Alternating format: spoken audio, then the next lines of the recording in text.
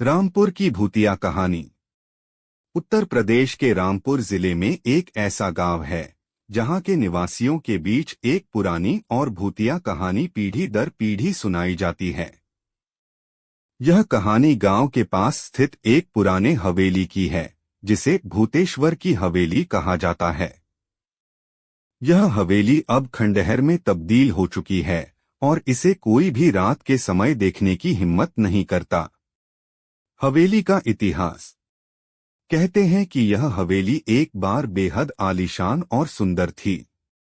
यह हवेली राजा रणवीर सिंह ने लगभग 200 साल पहले बनवाई थी। राजा रणवीर सिंह को वास्तुकला और सांस्कृतिक कला का बड़ा शौक था और उन्होंने इस हवेली को अपनी पत्नी रानी माधवी के लिए बनवाया था। परंतु इस हवेली के साथ एक दुखद घटना जुड़ी हुई है। राजा रणवीर सिंह की हवेली में एक दिन अज्ञात कारणों से आग लग गई जिसमें रानी माधवी और उनके कुछ सेवक जलकर मर गए।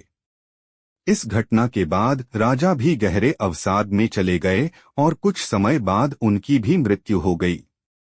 उनके निधन के बाद इस हवेली को छोड़ दिया गया और यह धीरे धीरे वीरान हो गई। भूतिया घटनाएं।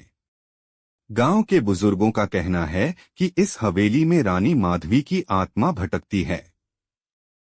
कई लोग दावा करते हैं कि उन्होंने रात के समय हवेली के पास रानी माधवी की परछाई को घूमते हुए देखा है।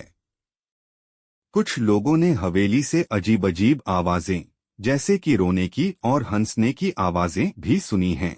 एक बार गांव के 2 युवकों ने रात के समय इस हवेली के अंदर जाने की हिम्मत की। उन्होंने बताया कि जैसे ही वे हवेली के मुख्य दरवाजे के पास पहुंचे, एक ठंडी हवा का झोंका आया और उन्हें ऐसा लगा जैसे कोई अदृश्य शक्ति उन्हें अंदर खींच रही हो। वे डर के मारे वहां से भाग खड़े हुए। उनके इस अनुभव के बाद किसी ने भी हवेली में प्रवेश करने की कोशिश नहीं की। गांव वालों की मान्यता। गांव के लोग इस हवेली को अपशकुन मानते हैं। उनका मानना है कि जो भी इस हवेली के पास जाता है वह किसी न किसी अनहोनी का शिकार हो जाता है। कुछ लोगों का कहना है कि रानी माधवी की आत्मा अपने परिवार की मौत का बदला लेना चाहती है और इसीलिए वह किसी को भी हवेली के करीब नहीं आने देती। गांव के कुछ पुजारी और तांत्रिकों ने कई बार इस हवेली में पूजा और अनुष्ठान करने की कोशिश की, लेकिन वे भी असफल रहे। उनका कहना है कि इस हवेली में बहुत शक्तिशाली आत्माएं हैं जिन्हें शांत करना बहुत मुश्किल है। एक नई घटना। कुछ साल पहले एक शहर के फोटोग्राफर ने इस हवेली की तस्वीरें लेने का निर्णय लिया।